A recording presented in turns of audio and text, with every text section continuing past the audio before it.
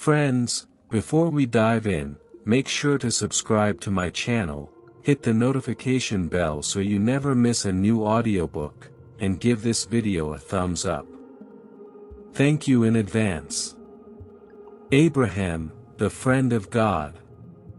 Hear now, O listener, the words of the chronicle, the book of the upright, which recounts the generations of the earth from the first man until the days of the fathers of faith. This is the account of Abram, son of Terah, who would be called Abraham, the friend of the Eternal. Unroll the scroll of his days and listen, for his story begins not in silence, but beneath a sky screaming with portents, in the shadow of a king who sought to be a god. In the days of Nimrod, the mighty hunter before the face of men, whose name was a whisper of rebellion and whose crown was a blasphemy against the heavens, the city of Ur of the Chaldees was the heart of the world. Its ziggurats clawed at the sky, altars to the silent, dead things of stone and wood that men called gods.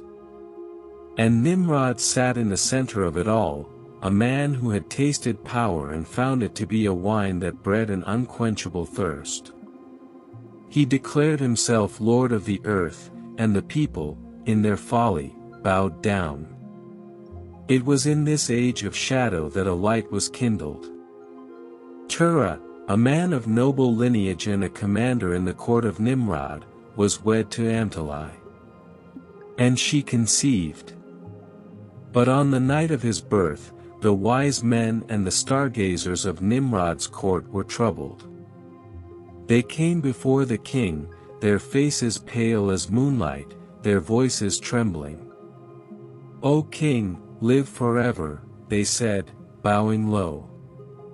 "We have looked into the deep velvet of the night, and we have seen a thing that terrifies us." Nimrod, seated upon a throne of carved cedar and inlaid gold, gestured impatiently. "Speak your omens. I have no fear of lights in the sky. It is a single star, your majesty," the chief stargazer continued, his voice a hushed tremor. "A new star, of terrible brilliance. And this night, it rose in the east and devoured 4 stars from the 4 corners of the heavens. We have cast the lots and read the signs, and the meaning is plain. A child is born this night, in your kingdom, a son to Terah. And this child, his destiny is to possess the world. He and his seed will inherit the earth and all its dominions. He will be great, and his faith will be a fire that consumes all other faiths. He will live forever in memory, and his kingdom will be an everlasting kingdom." A silence fell upon the court, thick and heavy. The only sound was the sputtering of torch flames.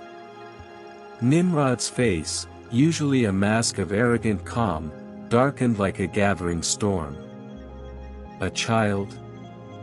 To usurp his glory? To challenge the gods he had fashioned with his own decree? This was not an omen to be pondered, it was a threat to be extinguished. He leaned forward, his eyes burning with a cold fire.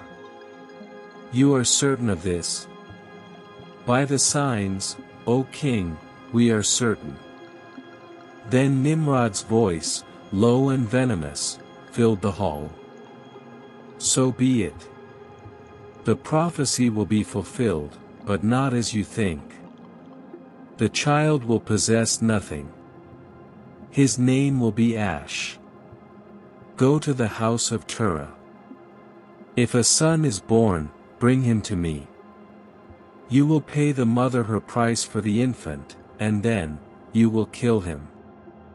The soldiers and the king's messengers moved with the grim efficiency of death. They arrived at the house of Terah, but the child had been born only hours before. The mother, Amtalai, her body weary but her spirit sharp with a mother's fear, had heard the whispers from the court. She saw the king's men at her door and knew their purpose. With a strength not her own, she hid the newborn babe in a cellar, a dark, forgotten space beneath the earth.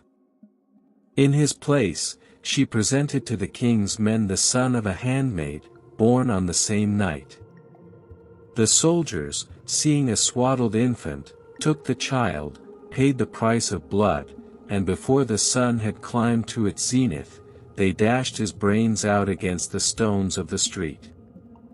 They returned to Nimrod, their hands stained, and declared the threat was ended. But the true child, the star child, lived. His name was Abram. For 10 years, he remained hidden in that dark cellar, a secret sun burning in the depths of the earth. His world was shadows and the hushed voices of his parents, who would steal away to bring him food and water, to whisper words of a world above, a world of light and danger. In that silence, a spirit of understanding began to grow within him. He did not know the idols of he did not see the sun or moon to worship them. His only companion was the profound quiet, and in that quiet, a question began to form, a question that would one day shake the world. When he was 10 years old, his father Terah decided it was time. Nimrod's wrath had cooled, his memory had faded. The dead child was forgotten. Terah brought Abram out from the cellar, blinking, into the fierce light of The boy was lean, his eyes held a strange, old light, and he looked upon the bustling city, the towering temples, the processions of priests, not with wonder, but with a deep, unsettling stillness. To integrate him into the world, Terah, who was a maker of idols, took Abram into his workshop. It was a place of dust and chips of wood, of stone shavings and the smell of glue. Here, the gods were born. Terah would take a block of wood, a chunk of stone, and with chisel and mallet, he would fashion a face, a form. He would give it a name, Nana, the moon god, Utu, the sun god, Inanna, the queen of heaven. Abram watched. He saw his father carve a form from a lifeless log. He saw him bow down to it, place offerings before it, and pray to it for blessing and protection. And one day, the boy, his voice clear and without malice, asked a question that held the power of an earthquake. "Father," he said, pointing to a finished idol, its face serene and empty. "What is this? You formed it from a tree you cut down yesterday. You carved it with your own hands, with your own iron tools.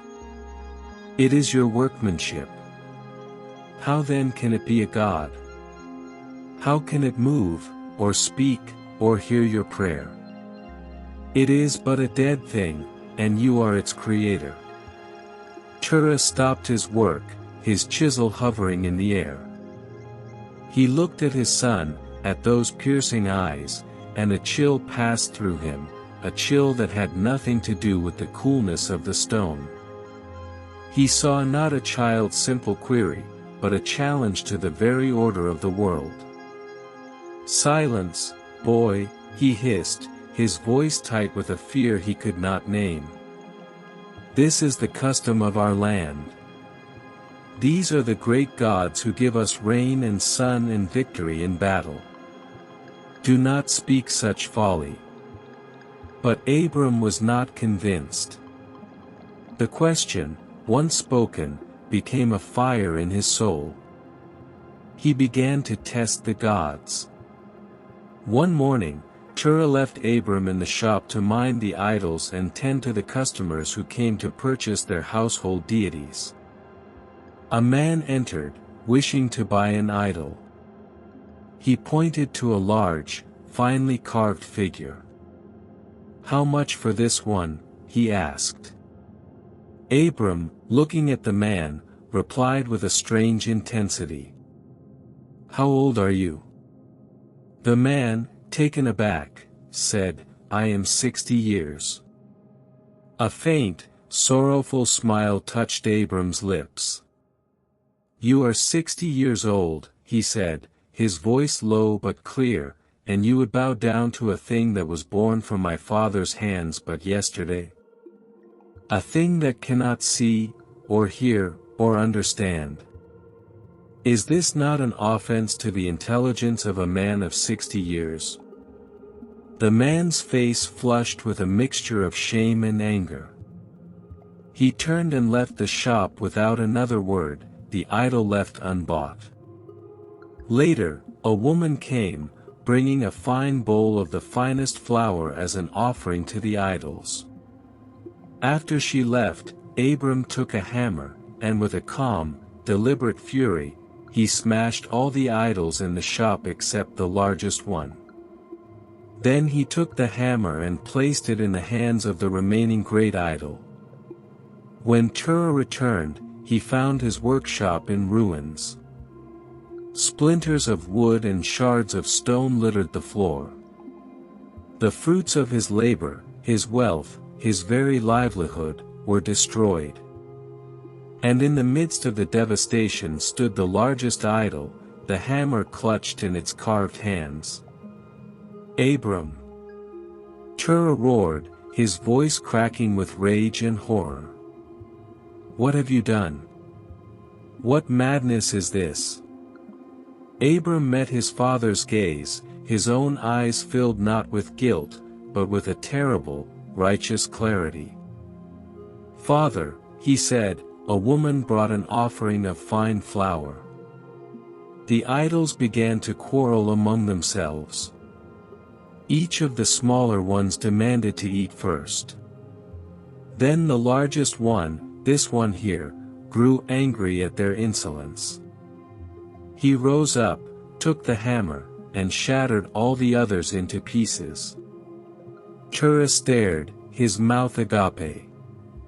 The absurdity of the story crashed against the ruin of his shop. "Do you mock me?" he screamed. "These are gods of wood and stone. They have no life, no spirit, no power to quarrel or to strike. They cannot move." A profound silence filled the room.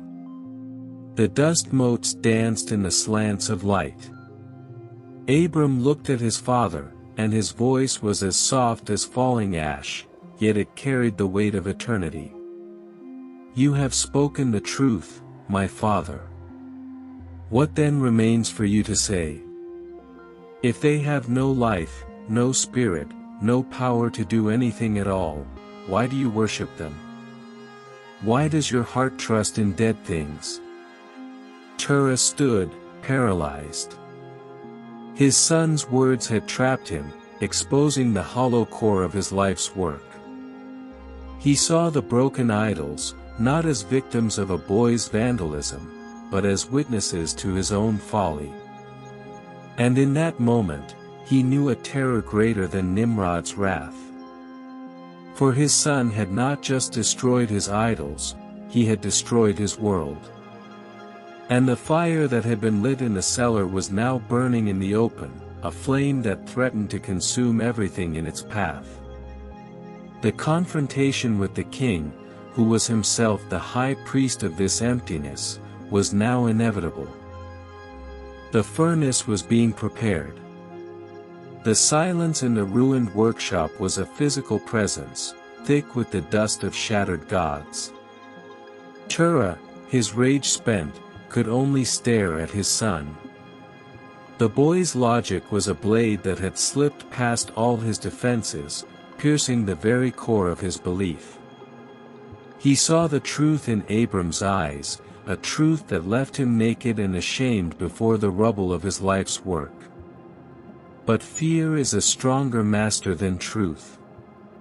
The fear of Nimrod, the fear of his neighbors, the fear of a world turned upside down, quickly flooded back into the void left by his crumbling faith. He did not praise Abram for his insight. He did not fall to his knees in repentance. Instead, a pragmatic, cold terror took hold.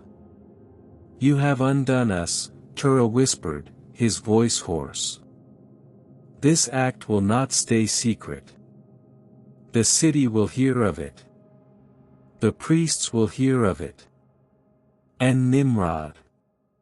Nimrod will remember." Terah's fears were a prophecy that fulfilled itself swiftly. He went to the princes of Nimrod and the king's own wise men, not to accuse his son, but to plead for him, to explain the boy's strange, unyielding mind. He told them of the broken idols, of Abram's questions, of his refusal to bow. He spoke as if describing a sickness, hoping for a cure. But when the report reached Nimrod, the king's memory, long dormant, stirred. The prophecy of the stargazers returned to him with the force of a waking nightmare. The devouring star. The child who would inherit the earth. He had killed one infant, but here was a youth, alive, breathing rebellion, turning the hearts of the people away from their gods, away from him. The threat had not been extinguished, it had merely been hiding, growing in strength and clarity.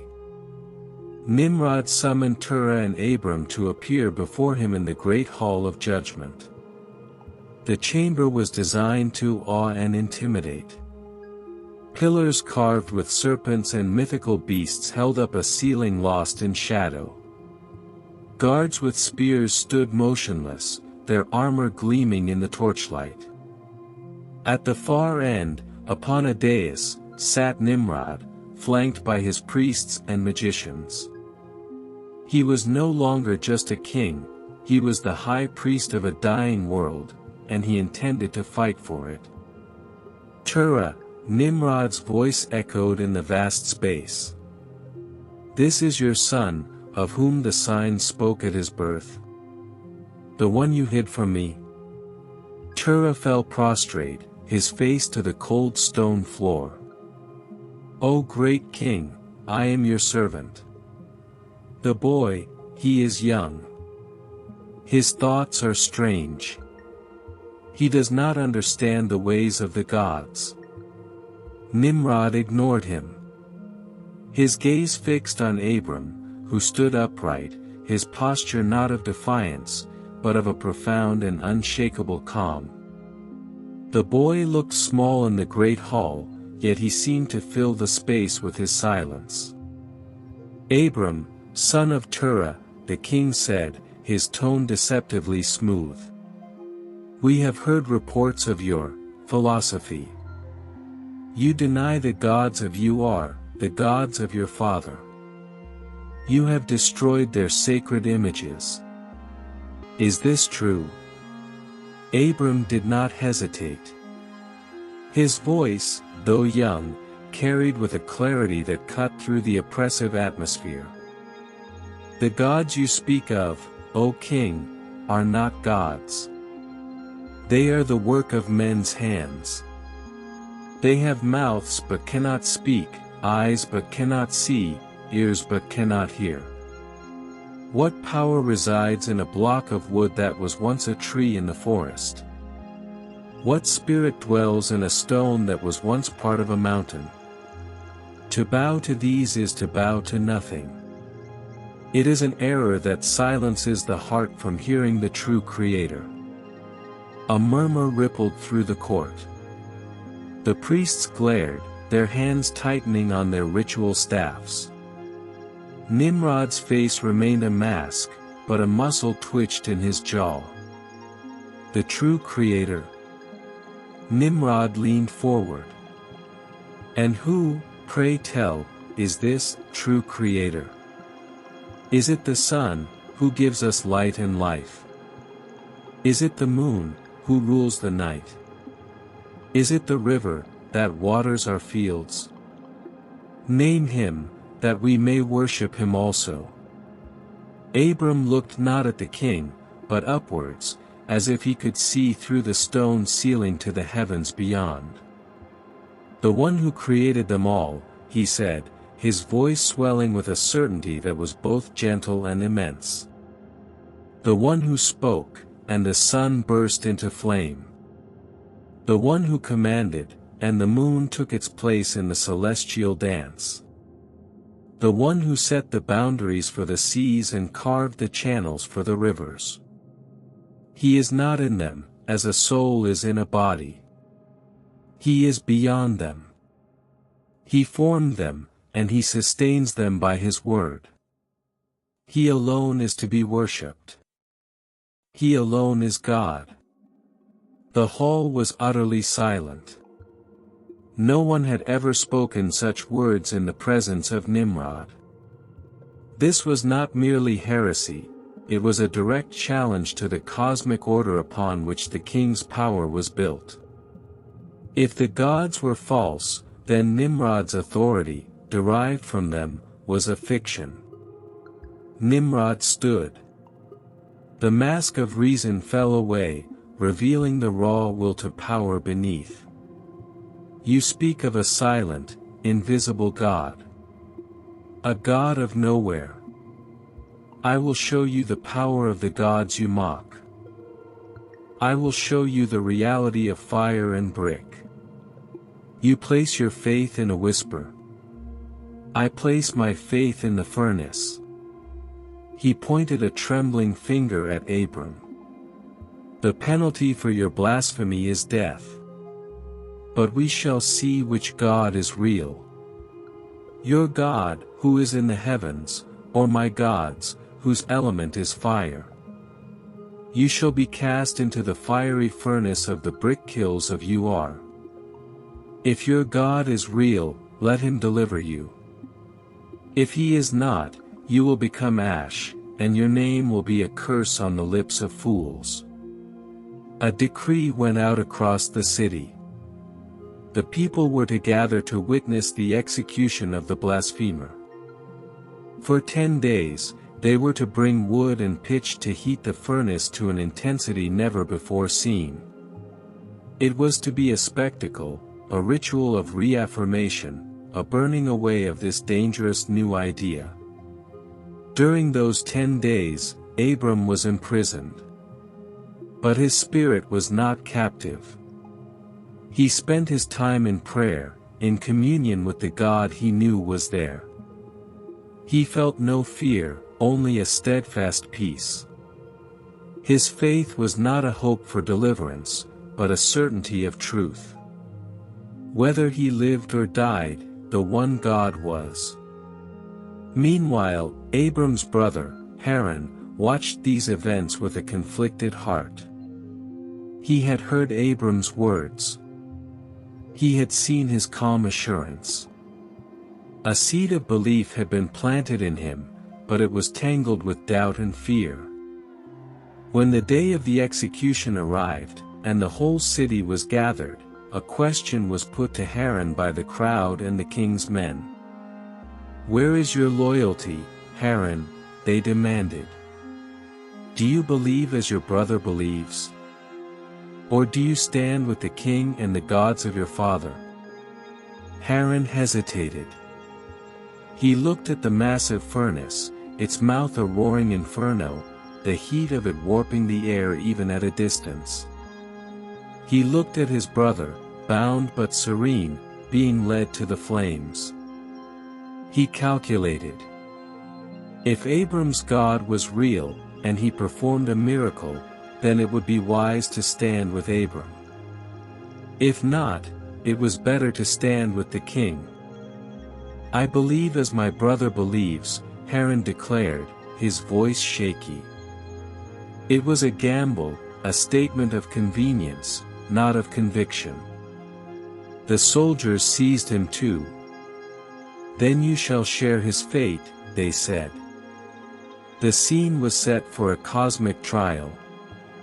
On one side, the assembled power of Ur, its king, its priests, its gods of wood and stone, its raging fire. On the other, a lone young man and his hesitant brother, and the silent, invisible God of all creation. The crowd held its breath. The flames roared their challenge to the heavens. Abram was bound, and with his brother Haran, he was cast into the heart of the furnace. The people expected a scream, a sizzle, the smell of burning flesh. They saw the two figures swallowed by the orange and blue inferno. But then, a collective gasp arose, a sound of pure wonder and terror. For within the furnace, Abram was not burning. He walked, unbound, in the midst of the fire. The flames were a wall around him, but they were as cool grass beneath his feet. And he was not alone. A fourth figure, a form of brilliant, consuming light, walked with him. The fire, which should have been the instrument of the king's justice, had become the throne room of the living God. The execution had become a miracle. The sentence of death had become a proclamation of life. And in that moment, Haran, who had entered the furnace with a faith of calculation, saw the truth with his own eyes. But his heart could not contain it. The shock, the overwhelming reality of the divine presence, was too much for his tentative spirit. As he witnessed the miracle, his soul departed from him, and he fell, lifeless, in the midst of the deliverance. He had believed when it was safe, but his faith had no root, and it could not save him. Abram alone walked out of the furnace. The ropes that had bound him were ash, but his robes were untouched by soot or flame. He emerged, not triumphant over men, but as a witness to the power of God. The crowd fell back in fear. The priests were stricken dumb. The fire of their gods had not been able to consume the servant of the one God. Nimrod, from his throne, looked upon Abram, and for the first time, the mighty hunter knew a fear he could not conquer. He had thrown every power at his command against this youth, and it had amounted to nothing. He saw that Abram was protected by a power greater than any on earth. In that moment, the king was defeated. He could not kill Abram. The prophecy echoed in his mind, now more terrifying than ever. He gave orders for Abram to be released, and he returned to his palace a broken man, his authority cracked, his gods humiliated. Abram walked away from the furnace, alive, vindicated, and more dangerous to the old order than ever before. For he had not just survived. He had demonstrated, in the most dramatic way possible, that there was a reality behind the world of idols, a king above all kings. And now, his journey was just beginning. He was a living testament to a power that rendered the might of kings and the fury of elements utterly void. The city, which had gathered for a spectacle of death, now dispersed in a hushed, fearful silence. They had not seen an execution, they had witnessed an apocalypse of the old ways. Nimrod, in his palace, was a caged beast. He had wielded the ultimate punishment and it had failed. The foundation of his kingdom, fear, had been shattered by a miracle. He could not touch Abram now. To arrest him again would be to invite another, potentially greater, humiliation. The king's advisors, his priests, his magicians, had no counsel to give. Their arts were bankrupt. So, for a time, a tense and unstable peace settled over Ur. Abram was left alone, a prophet in his own land, a man who conversed with a God no one else could see. He returned to his father's house. But it was no longer a home, only a dwelling place. Terah looked upon his son with a complex mixture of awe, terror, and shame. The workshop was rebuilt, the idols were replaced, but the silence between father and son was a chasm too wide to cross. Terah went through the motions of his craft, but his heart was no longer in it. The image of his son walking in the fire was seared into his mind, and it made the wooden faces of the gods he carved seem like grotesque, empty masks. Abram, meanwhile, did not rest. The miracle at the furnace was not an end, but a confirmation. It solidified his faith, but it also deepened his solitude. He began to preach openly in the streets of Ur, not with anger, but with a sorrowful urgency. He stood in the shadow of the great ziggurat, that man-made mountain meant to reach heaven, and he spoke of the true God who needed no ladder, whose dwelling was not in a temple made by hands. "Why do you bow to the work of your own toil?" he would call out to the passers-by. "The God who delivered me from the flame is the same God who gives you breath this very moment. He is the Lord of the heavens and the earth. Turn from these empty things. Turn and know the living one, before whose presence all nations are like a drop in a bucket, and are counted as dust on the scales." Some listened. A few hearts, weary of the hollow rituals, were stirred. But most mocked, or looked away, or hurried past. The structure of their world was too rigid, the fear of Nimrod and the priests too ingrained. The miracle had been spectacular, but it was a solitary event, and daily life, with its familiar comforts and fears, quickly reasserted its claim. It was during this period of public testimony that the call came. Not in a vision of fire, not in a thunderous voice from a storm cloud, but in the quiet of his own spirit, a knowing as clear and certain as the dawn. The God who had walked with him in the furnace now spoke a command that would sever the last of his earthly ties. The voice was not heard with the ear, but felt in the soul, a directive that resonated in the deepest part of his being. Go forth from your land, from your kindred, and from your father's house, to the land that I will show you. The command was absolute, its terms stark. Leave your country. Leave your extended family. Leave your father's house. Every anchor of identity, every source of security in the ancient world, was to be abandoned. There was no map provided, no destination named.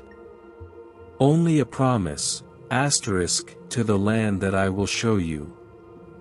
It was a journey into pure faith, a pilgrimage guided by nothing but trust. And with the command came a covenant, a binding promise that stretched into the unimaginable future. I will make of you a great nation, and I will bless you, and make your name great. And you shall be a blessing. I will bless those who bless you, and curse him that curses you. And through you, all the families of the earth shall be blessed. Abram stood alone in the night, looking up at the stars of Chaldea, the same stars the Magi had read on the night of his birth. His name would be great. He was a man marked for death, a voice crying in a spiritual wilderness. A great nation. His wife, Sarai, was beautiful and faithful, but her womb was barren, a private sorrow that mocked the grandeur of this promise. All families of the earth blessed through him. It was a scale of destiny so vast it was incomprehensible. He did not understand. But he believed. The same faith that had seen the Creator behind the idols, the same faith that had walked unflinching into the fire, now laid hold of this impossible promise. He would go. He went to his father, Terah. He went to his nephew, Lot, his brother Haran's son, who had been left fatherless after the furnace. He went to his wife, Sarai. He told them of the command, of the voice of the God of heaven. He did not speak of the grand promises, those were between him and his God. He spoke only of the journey. To his surprise, Terah agreed to come. The old man's world had been unmade. His craft was a hollow shell, his king was a broken idol, his city was a place of painful memory. Perhaps in the wake of his son's radical faith, a small, desperate spark had been kindled in him. Lot, young and impressionable, having seen his own father perish and his uncle saved, saw in Abram a strength and a destiny he wanted to share. Sarai, as always, looked at her husband with unwavering love and trust. Where he went, she would go. His God would be her God. And so, the great migration began. They did not leave as paupers. The blessings of God were already upon Abram. He had flocks and herds, silver and gold, and many servants born in his household. It was a vast caravan that departed from Ur of the Chaldees, turning its back on the ziggurats and the idol shops, heading toward the great river Euphrates and the lands beyond. Their first major stop was the magnificent city of Haran, a trading hub that felt both familiar and foreign. It was here, in this place of transit, that Terah's journey ended. The spark of faith that had moved him to leave Ur flickered and died in the comfortable crossroads of Haran. The old man's strength failed him, not just physically, but in his spirit. He could go no further. He settled in the city, and there, in the land of pause and compromise, Terah, the maker of idols, breathed his last. Abram mourned his father. He buried him in the soil of Haran, a land that was not the promise. But the call had not been for Terah. It was for Abram. The command echoed in his soul once more, now sharper, more personal, go from your father's house. His father was gone, his house was dissolved. There was nothing left to hold him. He gathered his people, his possessions, his wife, his nephew. He looked toward the southwest, toward the land of Canaan. The voice was silent now, giving no specific direction, only the memory of the command. The trust had to be perfect, the obedience complete. With the sun on his face and the dust of Haran on his sandals, Abram, the friend of God, set out once more. He was 75 years old.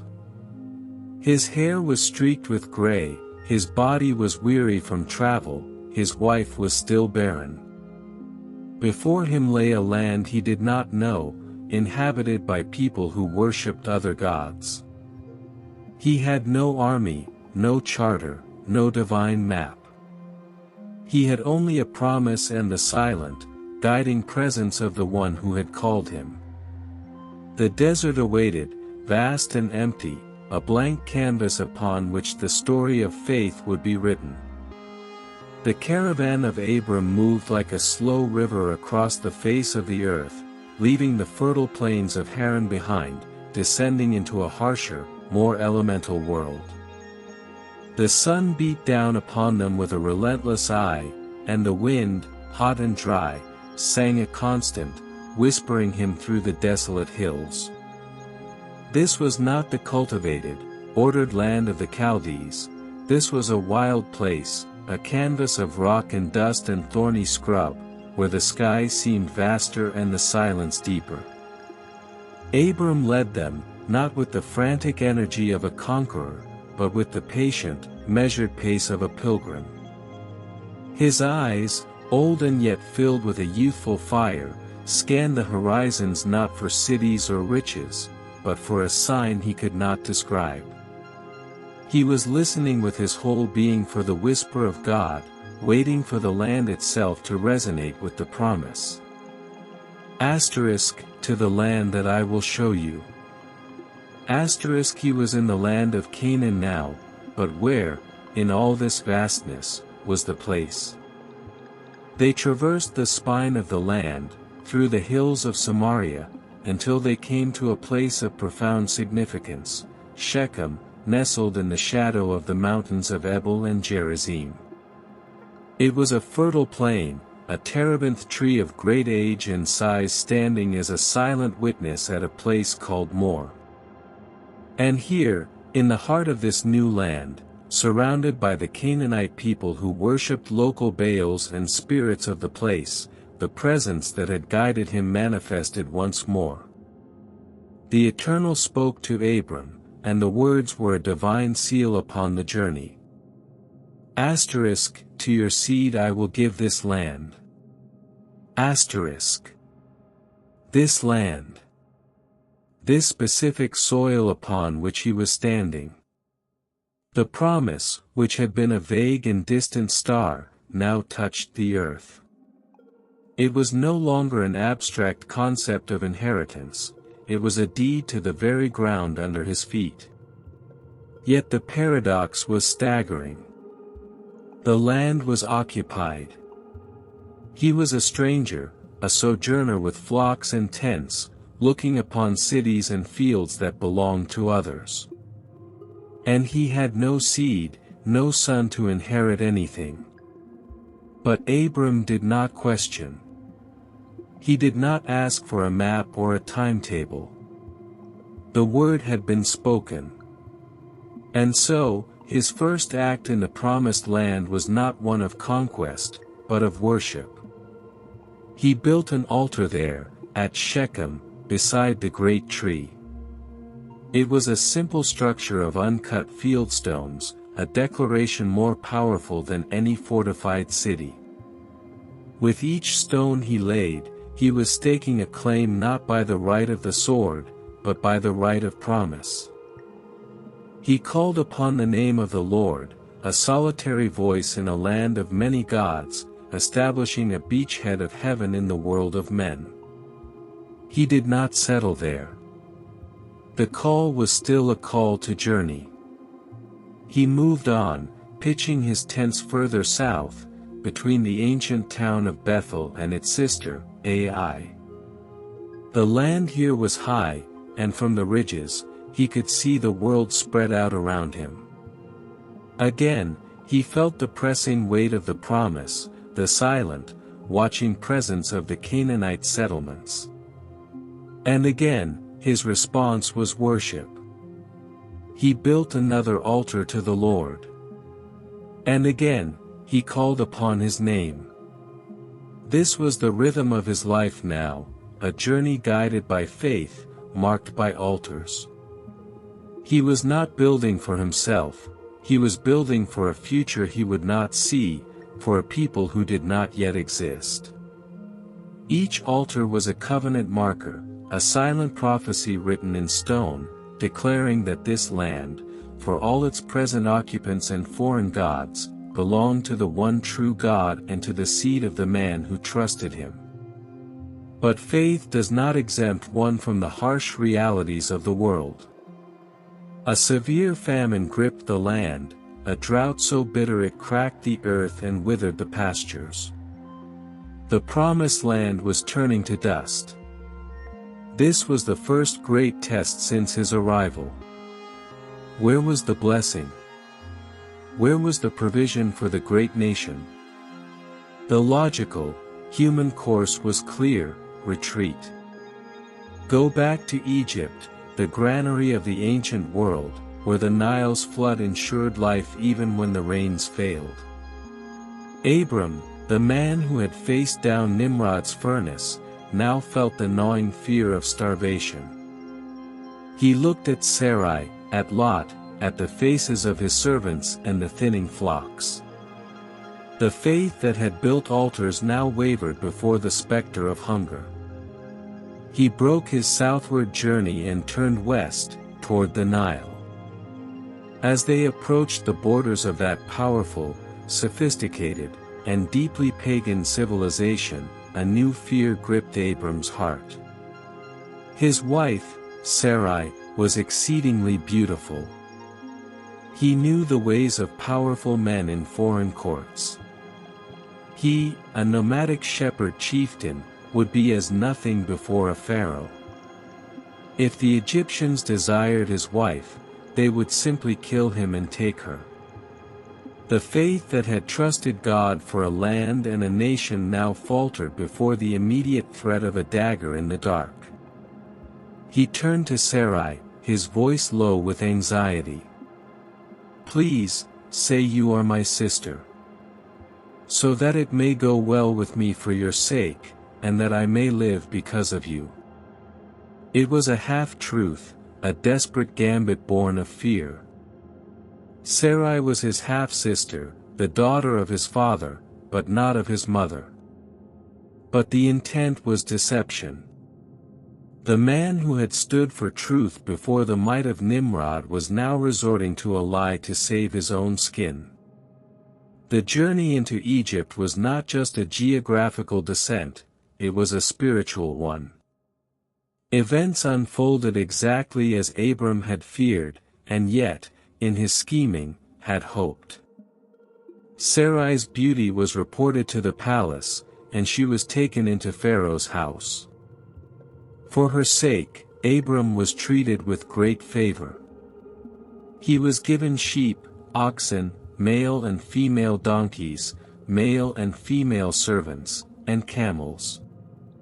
He grew wealthy in the shadow of his wife's potential disgrace. The man of God was being enriched by a pharaoh who believed he was rewarding his new brother-in-law. But the God of the covenant would not allow his promise to be so corrupted. The Lord afflicted Pharaoh and his house with great plagues. Sickness and turmoil descended upon the royal household.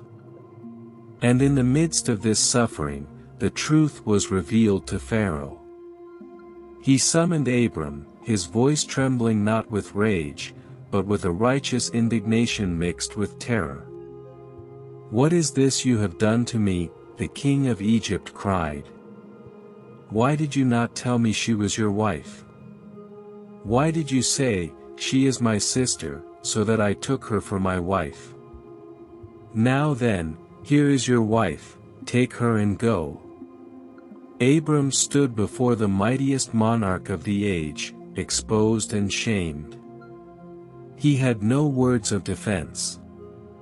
He, the prophet of the Most High, had been rebuked by a pagan king for his lack of integrity. Pharaoh commanded his men concerning him, and they sent him away, with his wife and all that he had. Abram left Egypt, his flocks and wealth greatly increased, but his spirit humbled. He returned to the Negev, and then back to the land between Bethel and Ai, to the very altar he had built at the beginning. He stood before those stones, a richer man, but a wiser one. He had learned that the God of the promise was also the God of personal holiness, that the journey of faith required not just grand acts of trust, but daily integrity. The land was still promised. The seed was still a mystery. But the man was being shaped, refined in the fires of failure and grace, prepared for the deeper revelations yet to come. He called upon the name of the Lord once more, and the sound was different now, tinged with repentance and a harder one, more resilient faith. Abram returned to the place of his first altars, to the high ground between Bethel and Ai. The stones he had piled stood as silent judges and gentle comforters. Here, where he had first called upon the name of the Lord in this land, he now called upon him again. The scent of the Egyptian palaces, of lotus perfume and power, was gone, replaced by the clean, dry air of the hills. The wealth he had acquired there was real, a heavy, tangible fact, but the shame of his deception was a ghost that walked with him. He stood before his altar, a man chastened and humbled, and his faith, purified in the fire of consequence, took root more deeply in the rocky soil of Canaan. But the Lord's blessing, once released, is a torrent that cannot be easily contained. Abram was now immensely rich, not only in the wealth from Egypt, but in his own inherent flocks and herds, in silver and gold. And his nephew, Lot, who journeyed with him, also had flocks and herds and tents. The land, for all its divine promise, could not physically support them dwelling together. The pastures were finite, the water sources few and precious. The friction began as a low murmur among the herdsmen. A dispute over a well here, a quarrel over a verdant valley there. The voices grew sharper, the gestures more tense. It was not merely a matter of resources, it was a clash of futures. Abram's men, serving the heir of the promise, and Lot's men, serving a man who was along for the ride, could not see a shared destiny. The moment of crisis came. Abram, the elder, the patriarch, the one to whom the entire land had been promised, had every right to command, to dictate terms. He could have sent Lot away with a minor portion, or absorbed all of Lot's holdings into his own. But the man who had returned from Egypt was a different man. He had learned that grasping for security through human cunning led only to ruin. True security was found in trusting the promise giver, not in hoarding the promise itself. He went to Lot, his voice calm, his spirit settled. "Please, let there be no strife between you and me, nor between my herdsmen and your herdsmen, for we are kinsmen. Is not the whole land before you? Please, separate from me. If you go to the left, then I will go to the right, or if you go to the right, then I will go to the left." It was an act of breathtaking faith and humility. He was surrendering the choice of the land to his nephew. He was treating the divine deed as if it were a common inheritance to be divided. He was trusting that the God who had guided him here would honor his word, regardless of which patch of ground he personally occupied. Lot, however, did not operate by faith. He lifted up his eyes and saw. His gaze swept over the horizon, and it settled on the plain of the Jordan. To him, it was like the garden of the Lord, like the land of Egypt, well-watered and lush, a land of easy prosperity. It was a logical choice, a choice of the eyes and the stomach. He did not consider the spiritual state of the cities in that plain, that the men of Sodom were exceedingly wicked and sinful against the Lord. He saw only the water and the grass. "I will go east," Lot said, and he separated from Abram, pitching his tents near Sodom, drawing ever closer to its walls, seduced by its comforts and its security, until he was sitting in its very gate, a respected citizen of a city doomed. After Lot had departed, the word of the Lord came to Abram once more, a voice in the silence left by the strife. It was a reaffirmation, a divine expansion of the covenant now that he stood alone, having relinquished his only heir apparent for the sake of peace. "Lift up your eyes now from this place where you are," the voice said, "and look northward, and southward, and eastward, and westward. For all the land that you see, I will give it to you and to your seed forever. And I will make your seed as the dust of the earth, so that if a man can number the dust of the earth, then your seed may also be numbered. Arise, walk through the land, in its length and in its breadth, for I will give it to you." The promise was now panoramic. It was not a single valley or a hilltop, it was the whole scope of the horizon. And the seed, once a vague concept, was now compared to the uncountable dust. In response, Abram moved his tent. He came and dwelt by the terebinth trees of Mamre, which are in Hebron. And there, he built yet another altar to the Lord. His journey of faith was now a procession of worship, each altar a milestone of trust. But the world's violence soon intruded upon this pastoral peace. A great war erupted among the kings of the land. Kedorlaomer, king of Elam, a powerful eastern monarch, and his allied kings, had subjugated the cities of the plain for 12 years. In the 13th year, they rebelled. In the 14th year, Kedorlaomer and his allies returned with a vengeance, crushing the rebels and plundering the cities of Sodom and Gomorrah. They took all the goods and all the provisions of Sodom and Gomorrah, and they also took Lot, and his goods, and departed.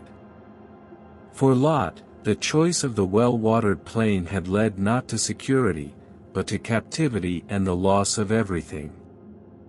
A fugitive, one who had escaped the battle, came to Abram the Hebrew, dwelling by the terebinth trees of Mamre. He told him all that had happened, how his brother's son had been taken captive. Abram did not hesitate. The man of peace became a man of war. The faith that trusted God for the future now compelled him to act righteously in the present. He armed his 318 trained servants, born in his own household, a private army forged in loyalty and faith.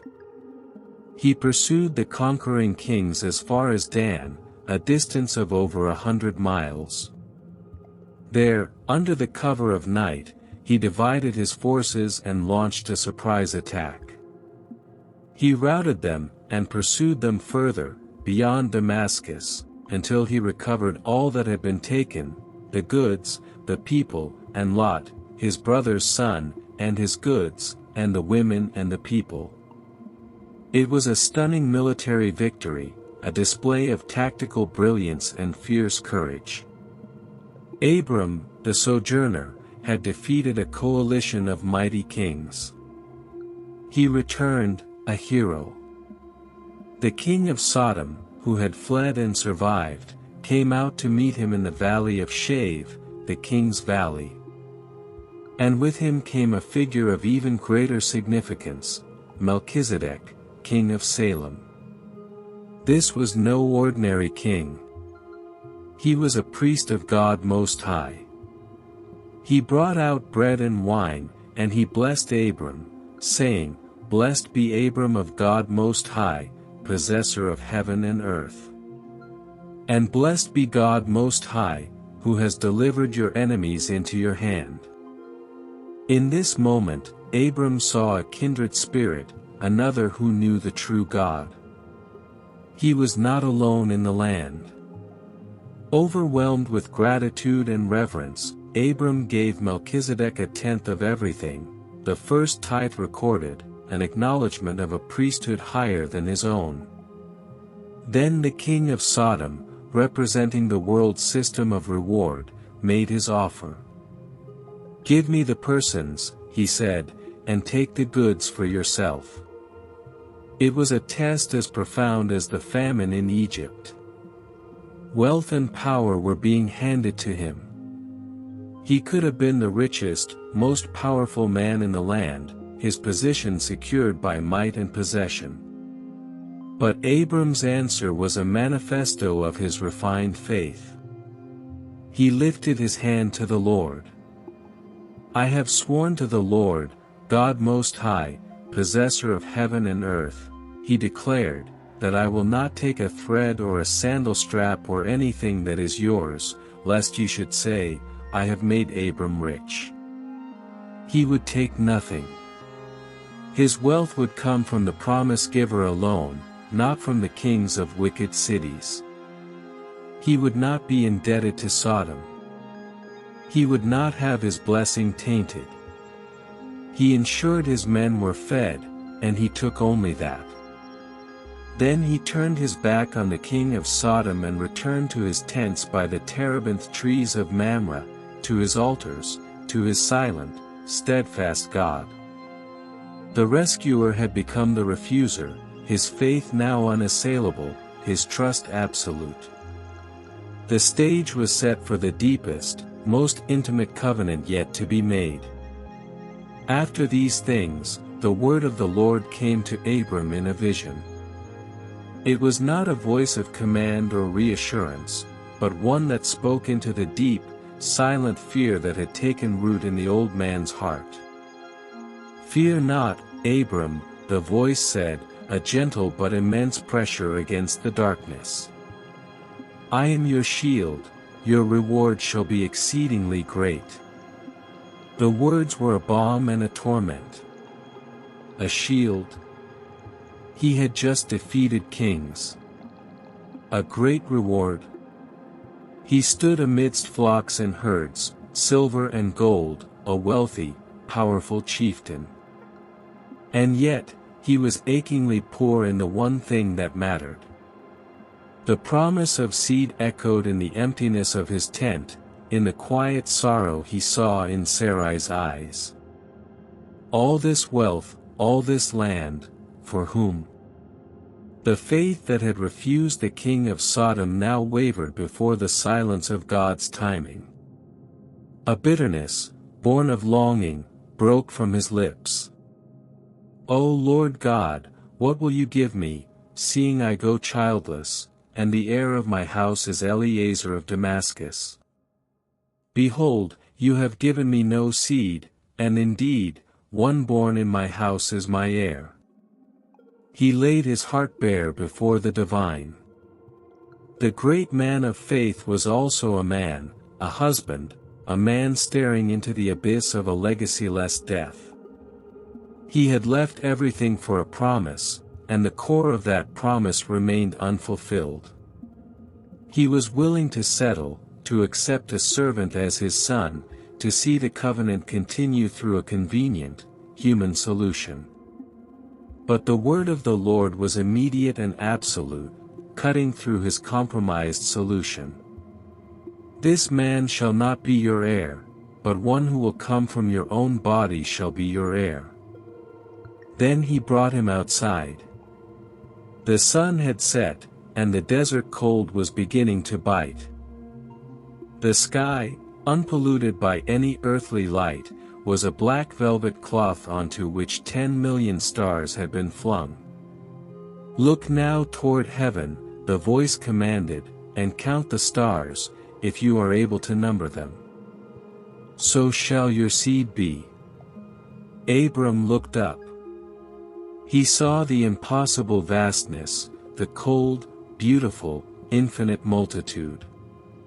And in that moment, something shifted in the deep places of his soul. It was not a logical conclusion, it was a supernatural transaction. He believed in the Lord. The Hebrew word heemen implies more than intellectual assent, it is a leaning of one's entire weight upon something. Abram leaned his entire being, his future, his legacy, his identity, upon the promise of this God, against all evidence, against all biological possibility. And he counted it to him as righteousness. It was a legal declaration from the throne of the universe. The man was not righteous because of his altars, or his courage, or his refusal of Sodom's wealth. He was righteous because he trusted the promise giver. The relationship was sealed not by Abram's works, but by God's grace, received through faith. Then came the question, the one that sought to ground this ethereal promise in the gritty reality of the land. "Lord God, how shall I know that I will inherit it?" God's response was not a further word, but a command to enact a ritual as ancient as the hills themselves. "Bring me a 3-year-old heifer, a 3-year-old female goat, a 3-year-old ram, a turtle dove, and a young pigeon. Abram understood. This was the ceremony of covenant cutting. He brought all these, and he split them down the middle, laying each piece opposite the other. The halves of the animals were arranged in a bloody pathway, a corridor of flesh. The birds, he did not divide. He laid them on either side, and he sat down, a solitary vigilante, to wait. He drove away the birds of prey that descended upon the carcasses, a grim vigil that lasted the entire day, protecting the sacred pieces from desecration. As the sun was going down, a deep sleep fell upon Abram, a terror of great darkness. It was not an ordinary sleep, but a trance imposed by the divine, a descent into the realm of prophetic horror. In the vision, a voice spoke of the future, a future that was not all blessing. Know certainly that your seed will be a stranger in a land that is not theirs, and will serve them, and they will afflict them 400 years. And also that nation whom they serve I will judge, afterward they shall come out with great possessions. The promise was real, but the path to its fulfillment led through the furnace of slavery. The inheritance would be paid for in the currency of suffering. But the end was sure, you shall go to your fathers in peace, you shall be buried at a good old age. But in the 4th generation they shall return here. The sun had fully set, and darkness was total. Then, a manifestation of the presence occurred, unlike any before. A smoking fire pot and a flaming torch, symbols of God's purifying and illuminating presence, passed between the pieces of the animals. It was a moment of cosmic, solemn significance. In the covenant ritual, the two parties would walk together between the severed pieces, invoking upon themselves a curse, "May it be done to me as to these animals if I break this covenant." But here, Abram was in a deep sleep. He did not walk. Only the symbols of God, the smoking oven and the flaming torch, moved down the bloody path. The Lord alone, in a unilateral, unconditional act of grace, was swearing the covenant. He was binding himself by an oath, taking the full responsibility for its fulfillment upon his own being. The covenant did not depend on Abram's future performance, or that of his children. It rested solely on the faithfulness of the promise giver. On that day, the Lord made a covenant with Abram, saying, "To your seed I have given this land, from the river of Egypt to the great river, the river Euphrates." The promise was now a sworn treaty, sealed in fire and blood. Abram awoke. The vision was over. The animals were gone. The night was still. But everything had changed. He had seen the future, the slavery, the exodus, the final inheritance. He had seen the God of the universe bind himself to a single man and his unborn son. He returned to Sarai in the tent by the terebinth trees of Mamre. He looked at her, his beloved, the woman of the barren womb. And he believed, not in the fading hope of an old man, but in the sworn oath of the Eternal. The household of Abram grew, his wealth increased, his servants multiplied. He built more altars. He called upon the name of the Lord. But a shadow of the coming trial, the one foretold in the terror of great darkness, began to fall. Sarai remained without child. The years continued to pass. The stars still shone in mocking multitudes. The faith that had been counted as righteousness was now a daily, grinding exercise in waiting. He trusted in the divine promise, holding fast to the covenant of fire and stars, even as the first whispers of a human solution, a desperate, worldly plan to force the hand of God, began to stir in the silence of the tent. The greatest test of the friend of God was yet to come. And so the chronicle of the upright continues, scroll upon scroll, a testament to the footsteps of faith in a world of shadows. The story of Abraham, the friend of God, is but the beginning of a great tapestry, woven with threads of promise, trial, and deliverance. If this ancient record has spoken to your spirit, if you have walked with Abraham from the furnace of Ur to the altars of Canaan and felt the weight of the stars in the covenant night, then know that this is but one scroll unrolled.